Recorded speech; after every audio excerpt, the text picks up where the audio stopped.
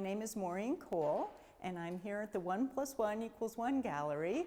Thanks to Maureen and Tim, they've invited me into this beautiful space that they've created. I also want to thank Maureen for her support in me finding my voice as an artist.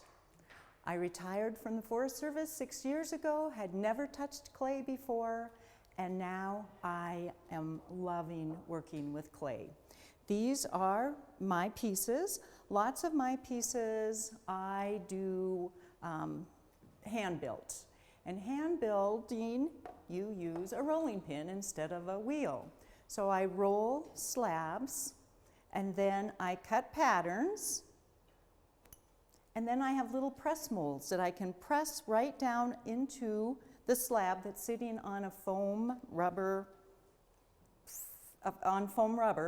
press down, and the edges come up, and I have little trays or little plates.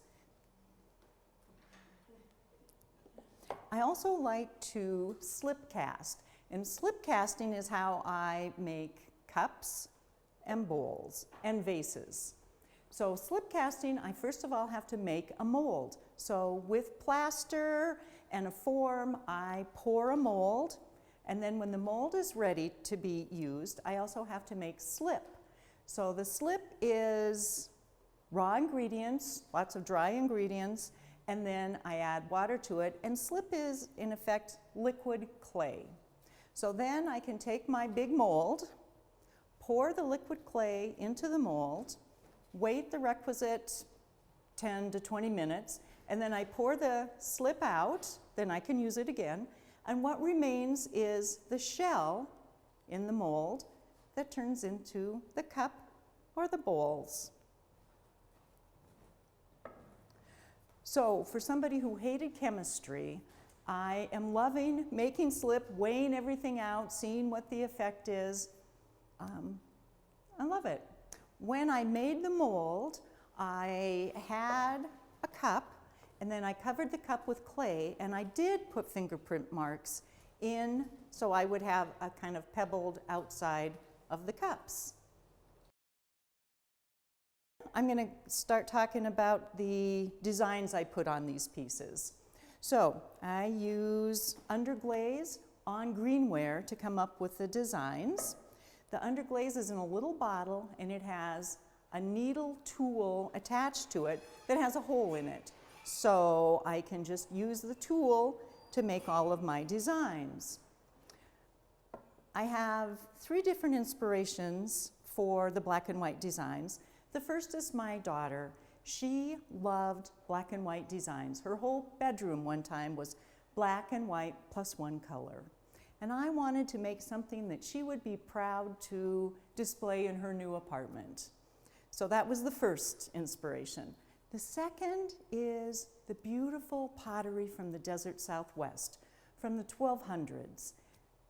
Life was hard back then. You had to find all your food, make all your shelter, and yet they made spectacularly beautiful pottery.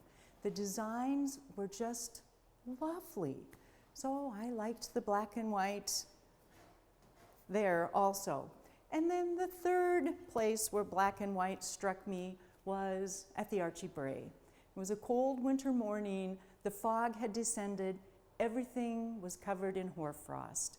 So everything was rendered in black, white, and shades of gray.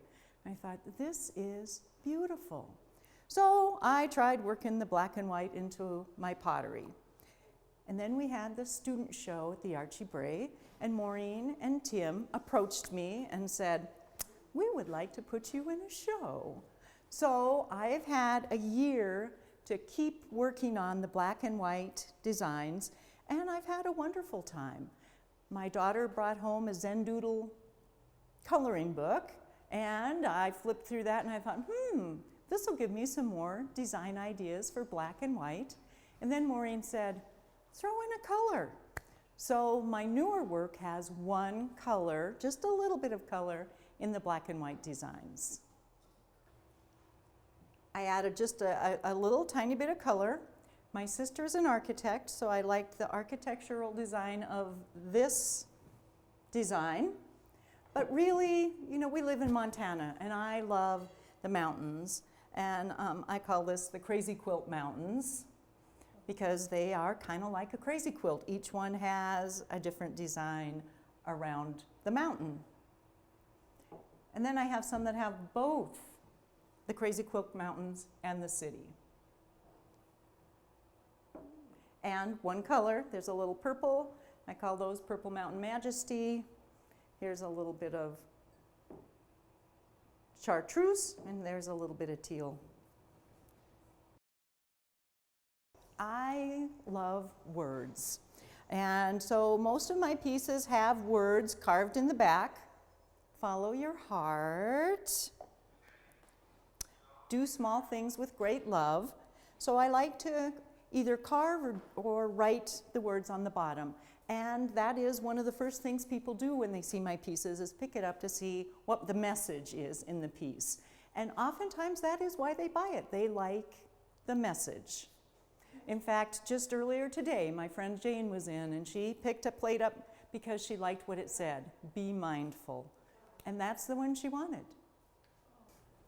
Some of my pieces, you know, sometimes I end up naming the piece the same thing I've named another piece because I like that. And one of them is Let Life Flow. And I do love kayaking on the flat waters that we have in Montana. And so there is a little bit of a wave action in many of my pieces. And I love nature. So lots of times I'll write nature inside a vase, inside a cup, on the bottom. Yeah, always looking for inspiration, I guess, in nature. My friend Jane, who just bought the Be Mindful plate, we both retired at the same time, and she said, "Would you like to take a class at the Archie Bray?" And I thought to myself, well, that really isn't, you know, where I was heading. I love fiber arts, and you know, have always been attracted to the fiber arts. But I wanted to spend time with my friend Jane, so I said, yeah, I'd like to take a class. So we took a throwing class. Throwing didn't work out so well for either of us, and someone said, you should try the hand building class, the Tuesday morning hand building class. So Jane and I both took the Tuesday morning hand building class, and I have been in that same class ever since. Not only did I bond with the people in the class, but I love having a different teacher every session. And each teacher brings us something else new that I've been able to take away. One teacher taught us how to make the molds. Another teacher taught us how to do the press mold to make little trays. Another one taught us how to draw. From each teacher, I have learned so much. I call this I Love Bread, because I do love bread. And I made a mold for this. This is hand-built. So I made the mold, and everything shrinks. So I made the mold, and it shrunk. And then when I place the clay over the mold, it shrinks in bisque, and then it shrinks in the final firing. So I cannot claim to have figured this out perfectly, but a Park Avenue baguette fits in this dish perfectly. I also want to point out this beautiful table that Maureen set. This is Tim's table, and then the little sushi trays that I made with my black and white designs. And it just looks so appealing. These are also hand-built. These are little salt and pepper shakers. And so I built the little houses and then a little tray to put them on. They have a little cork in the bottom, so they are actually usable. I have to admit, it does come out kind of fast. They're more of a work of art than actually functional, but they do work. I have loved being at the Archie Bray and seeing all those young artists making a living from their art. It just is a wonderful, wonderful experience. And for me to get to share that now with actually selling some of my pottery, it makes me feel on top of the world.